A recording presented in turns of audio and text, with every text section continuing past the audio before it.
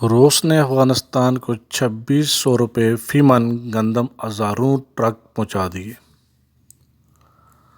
پاکستان سے غیر قانونی طور پر افغانستان کو 4500 روپے فی من گندم سمگل کرنے والی بیوروکریسی اور اشرافیہ میں صف ماتم۔ گندم کا ریٹ یکدم 3900 روپے فی من سے گر کر 3100 روپے تک آ پہنچا۔ روس سے پاکستان گندم پہنچنے پر مزید کم ہونے کا امکان۔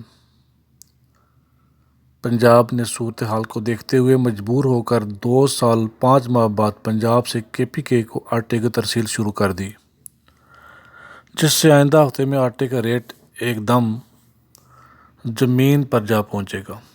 اس لیے وہ لوگ جو کہ ابھی بھی مہنگے آٹے خرید رہے ہیں اور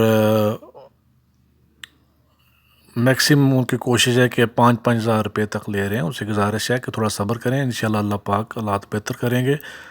اور یہ دعائیں دیں روس کو، جو کہ اتنی بڑی کھیپ میں انہوں نے پاکستان میں 2600 روپے فی من گندم پاکستان کو جو پہنچا رہے ہیں، اٹ مینس کہ مزید سستی ہوگی انشاءاللہ۔ تھینک یو ویری مچ، السلام علیکم۔